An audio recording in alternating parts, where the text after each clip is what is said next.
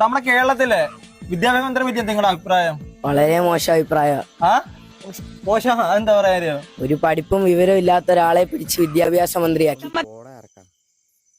നിനക്കൊക്കെ ഈ ഇരുന്ന് പബ്ജി കണ്ടാൽ പോരാ, പബ്ജി റീലൊക്കെ തോണ്ടി വന്നാൽ പോരാ. ഇടയ്ക്കൊക്കെ ഗൂഗിൾ എടുത്തൊന്ന് സെർച്ച് ചെയ്ത് നോക്കാം. ഈ ശിവൻകുട്ടി എന്ന് സെർച്ച് ചെയ്യുമ്പോൾ അദ്ദേഹത്തിൻ്റെ യോഗ്യത എന്താണെന്ന് മനസ്സിലാവും. അദ്ദേഹം SN കോളേജിൽ പഠിച്ചിട്ടുണ്ട്, പിന്നെ ഒരു നിയമ വിദ്യാർത്ഥിയും കൂടിയാണ്. ചുമ്മാ അറിയാൻ പറ്റില്ല, ഒരബദ്ധം പറ്റിയെന്ന് വെച്ചാൽ അയാളുടെ വാക്കുകളാണ്. പ്രായമായി ചിലപ്പോൾ വാക്കുകൾക്ക് തെറ്റി, ഈ അബദ്ധം പറ്റി വാക്കുകൾ മാറിപ്പോവും.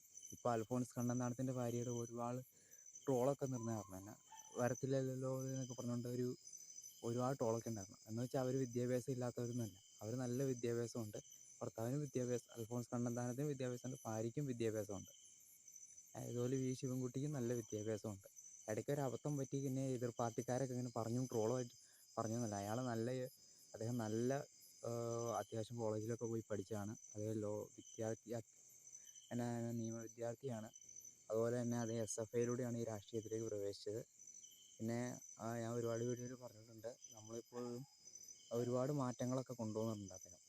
ആരെയൊക്കെ എന്തെങ്കിലും പാർട്ടിയൊക്കെ ഇതിൻ്റെ പേരിലൊക്കെ വിമർശനങ്ങളുണ്ടെങ്കിൽ പോലും പണ്ട് അദ്ദേഹം നിയമസഭയിൽ കിടന്ന് കാണിച്ചു കൂട്ടിയത് അതൊക്കെ വെച്ച് അവരൊക്കെ ഒന്നറിയണം. അദ്ദേഹമാണ് പല മതങ്ങളെ വെച്ച് സൂംബ ഡാൻസിന് പ്രോത്സാഹനം കൊണ്ടുവന്നു. പിന്നെ പോക്സോ കേസ് പ്രതിയെ ഒറ്റ അധ്യാപകരെ പോലും തിരിച്ചെടുക്കില്ല, ജോലിയിൽ നിന്ന് പെൻഷൻ പോലും കൊടുക്കത്തില്ല.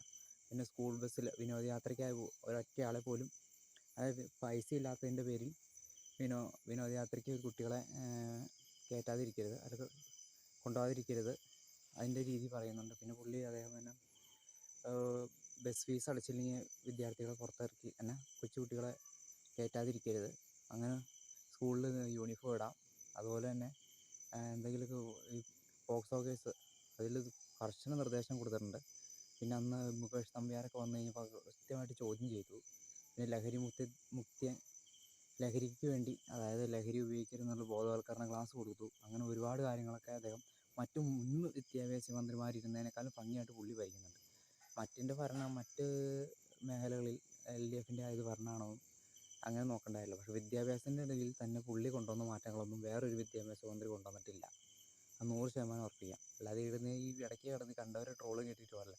ഇടയ്ക്കൊക്കെ അതായത് ഈ ഗൂഗിൾ എടുത്തൊക്കെ ഒന്ന് സെർച്ച് ചെയ്ത് നോക്കണം. അത് ഏത് മന്ത്രി ഭരിക്കണോ, ഏതാ രീതികളൊക്കെ ഭരിക്കണമെന്നെല്ലാം മറ്റേത് കാണാൻ മാത്രം ഗൂഗിൾ ചെയ്യാൻ പോരാ, ഇടയ്ക്കൊക്കെ അതൊക്കെ സെർച്ച് ചെയ്ത് നോക്കണം. അപ്പം നിങ്ങൾക്ക് കാണാൻ പറ്റും. അല്ലാതെ കിടന്നിട്ട് എന്തോ ട്രോള് കണ്ടിട്ട് മാത്രം ഒരാളെ വിലയിരുത്തരുത്.